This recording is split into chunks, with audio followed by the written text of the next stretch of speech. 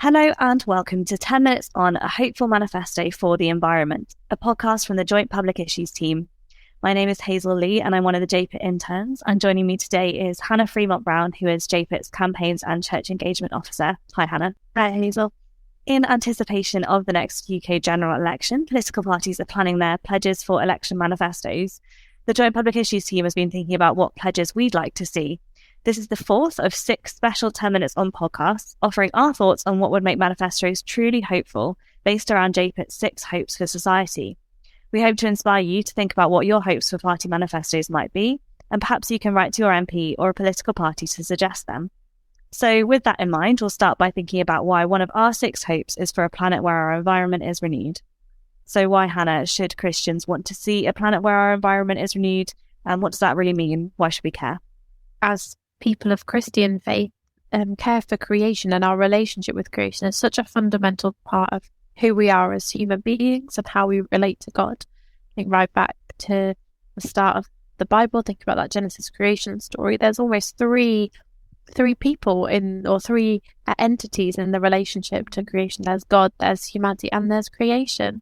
And how we relate to the earth and the land on which and alongside which we live is a theme that runs right through the Bible, all the way from Genesis to Revelation. And so much of the message we hear about renewal and new life in the Bible is about our life as human beings, but also about the life of the earth and the creation that we live alongside. So I think it's really fundamental for us that as we look to see a society where people can flourish, we also think about a society where the planet can flourish, and to think about what justice means in terms of that mutual flourishing.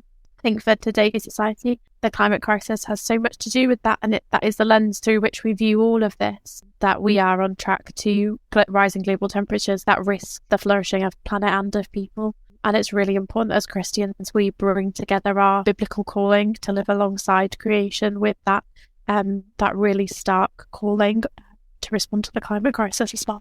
Absolutely, it's tying together that really broad biblical story and mandate of caring for the environment and seeing the renewal, but also that really real personal story for each of us in this moment and the time that we're living in, a really important place to be thinking about our hope. So based on that idea of a planet where our environment is renewed, Hannah, you've come up with 3 kind of pertinent hopes for party manifestos. If we go through those now, I wonder if we could briefly kind of chat about why those are important issues and why those are things you'd want to see. So I'll just read those first and then we'll chat a bit more. So number 1, ensure all new built houses are built to net zero standards by 2028 and fund the retrofitting of all public sector housing to increase energy efficiency. Number 2, to decarbonise the UK's electricity generation by 2035, ensuring at least 90% comes from renewable sources. And number 3, to support implementation of a climate-related loss and damage facility with a commitment to UK financial support and proposals for international financing mechanisms. Wow, lots of big words at the end there. Brilliant, Hannah. I wonder if we could just chat about the first 2. I feel like they kind of tie together quite nicely. Why are those particular issues, the new build houses built to net zero standards and decarbonising electricity generation, such important issues? The thread that kind of runs through all 3 of these is our response to the climate crisis. And the first 2 are particularly linked to our domestic goals to reach net zero in the UK. The current government have adopted a plan to reach net zero by 2050. That framework is there. The practical mechanisms to reach that goal are somewhat lacking. And again, bodies like the CCC, who review the government's progress, are saying that actually they're falling behind on implementation. So these first 2 manifesto suggestions are pushing the government to make tangible, practical policy implementation to get us further along the line towards net zero. We've particularly tried to frame them so that an incoming government after a general election would need to take action pretty swiftly, almost straight away, after they come into government in order to make these practical. So if they pledge to them in their manifestos, what we're really holding them accountable to is action as soon as they get into office. So that first one around housing is really, really key, particularly because it intersects with cost of living issues as well. As energy bills have skyrocketed, we've been thinking about the energy efficiency of homes. But it's actually a really tangible policy area where new build legislation and public sector property rules and policy can really come into a tangible effect to make a big difference towards net zero and energy efficiency. The second one, around electricity generation, with at least 90% of electricity generated by renewable sources by 2035, is paralleling a goal set out by people like the National Grid and also the Climate Change Committee, the CCC, to work towards electricity generation as majority renewable by 2035. Our standard of 90% renewable is a bit more ambitious than the CCC and the National Grid, but we think that's important because it's important to set aspiration as well as that practical stuff. If we can go further, why not? So that's a really practical call that others who work in the industry, such as the National Grid, are already making in order for us to meet those targets. So actually, if we're going to reach net zero by 2050, that one's got to be seen as a non-negotiable, and we need an incoming government who take that seriously through their policy. As you were talking there, Hannah, I was reflecting on the fact that maybe the other suggestions for manifestos haven't necessarily had dates on yet, and that kind of reflects the immediacy, I guess, of the climate crisis and the need to, I mean, we should have been acting far more than we have already, but the imperative really to act as soon as possible to make these changes. And then if we just go to the third suggestion of the implementation of a loss and damage facility, I'm sure we've all heard stories about loss and damage recently. I wondered if you could just tell us a bit more about that.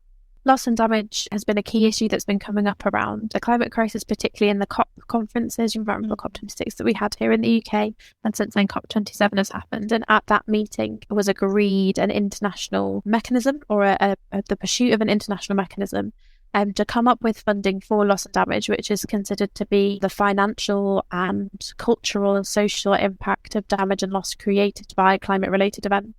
So things that can't be mitigated against, can't be adapted against, damage that's already happened, that's not going to change, and the funding that communities need to rebuild and to move forward from that, and the compensation often that they need for the impact of those events. So at COP27, it was decided that we needed a mechanism to deliver this funding.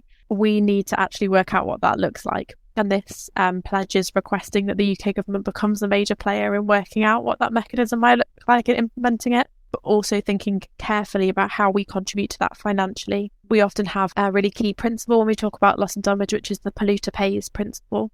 So actually the people who are going to benefit from a loss and damage fund are often people in the global south, people in countries who haven't contributed most to the climate crisis, who haven't benefited from the burning of fossil fuels over hundreds of years. But the UK is a country that have benefited, and a lot of our economy has pinned on that. So how can we ensure that we are paying into support for those who are most impacted by actions that we've taken? So it's a really important piece of work, and Christian Aid have been doing some really thought-leading work around this. They've just released a new report on what does funding a climate-related loss and damage mechanism look like. So yeah, that's a really key one on there that helps us just to zoom out a little bit more from the UK's adaptation into that bigger picture around the effects of the climate crisis. Now, I'm sure there's people who've been listening to this who are already passionate about the environment already, or maybe there are some who have been more intrigued by what you've been saying, Hannah. I'm just wondering, kind of specifically for those people, where are the places they can go to find out more or to get involved? Particularly on those first two priorities, or thinking about our domestic impact. Two of the places you might want to go and get involved are with JPIT's own Net Zero and My Neighbourhood network. So we have a network that gathers online of people who are interested in getting involved with activism, particularly around their local neighbourhood. So you could get involved with that, or you could get involved with a great charity called Hope for the Future. He provides some really strong and practical support for people looking to engage their political representatives around these issues. And then, like I say, on the loss and damage work, Christian Aid are really the leading voice there. So getting stuck into the work that Christian Aid are doing around loss and damage and reading their reports and taking their campaign actions would be a great step. Thanks so much, Hannah, and thank you everyone else for listening to this episode of 10 Minutes On. I'll be back next week with another guest to chat more about JPIT's suggestions for hopeful political party manifestos. For more from the Joint Public Issues team, you can go to our website at jpit.uk, jpit.uk. And if you've enjoyed this podcast, please do share it around. Thanks for listening.